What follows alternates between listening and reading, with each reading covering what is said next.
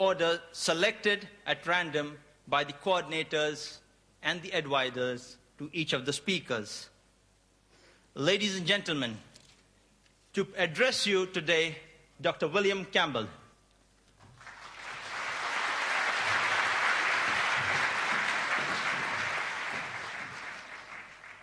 Greeting to Dr. Naik, who almost surely came the farthest. Greeting to Sabil Ahmed and Mohammed Naik. And greeting to the organizing committee. Calling this the ultimate dialogue is a bit of an exaggeration, but it is good advertising. And greetings to you, the audience.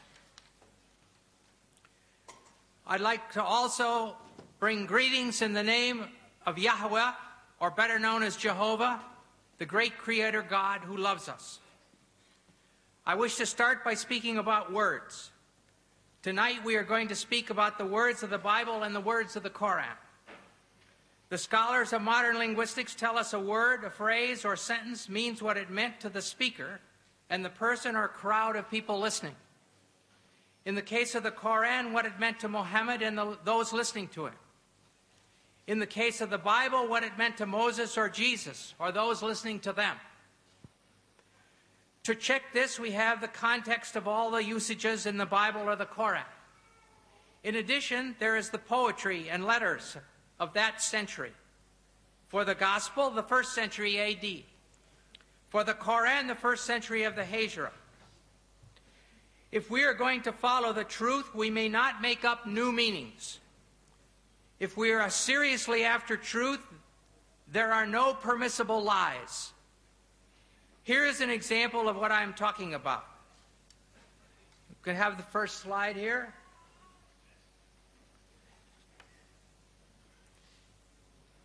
This is talking about 2 dictionaries that I have in my home, one from 1951 and 1991.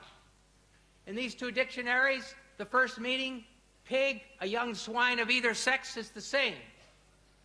The second meaning, any swine or hog, any wild or domestic swine, it's the same.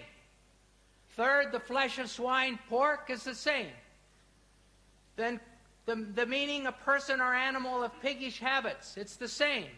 A person who is gluttonous. And down here, pouring metal into a pig for pig iron is the same. But over here is a new meaning. A police officer. They call the police officers pigs. All right, the question is, in the Torah, it says you can't eat pigs. Well, can I turn around and say, oh yes, that means police officers, you can't eat police officers? Of course not. In the Koran, Allah says can't eat pigs. Can I translate it, can't eat police officers? No. It's wrong. It would be stupid. It would be lying, actually. Muhammad did not mean police officers. Moses did not mean police officers. We may not have any new meanings. We must use the meanings known in the 1st century AD for the Bible, or that is for the Gospel, and the 1st century of the Hijra for the Koran. Now let us look at what the Koran says about embryology. Oh, sorry, got the wrong thing.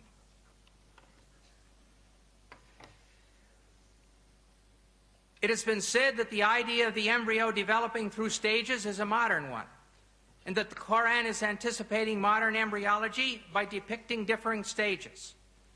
In a pamphlet entitled Highlights of Human Embryology by Keith Moore, Dr. Moore claims the realization that the embryo develops in stages in the uterus was not discussed or illustrated until the 15th century.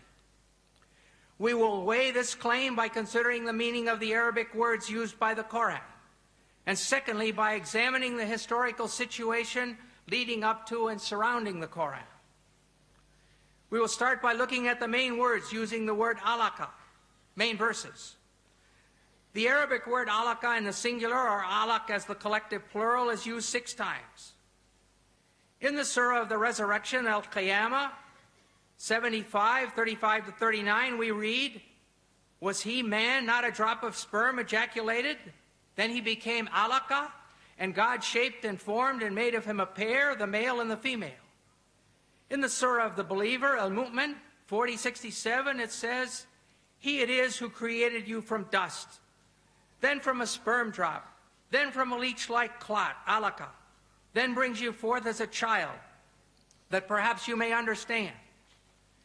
In the Surah of the Pilgrimage, Al-Hajj 22:5, it says, "O mankind, if you have doubt about the resurrection, consider that we have created you from dust, then from a drop of seed, then from a clot, alaka, then from a little lump of flesh, shapely and shapeless."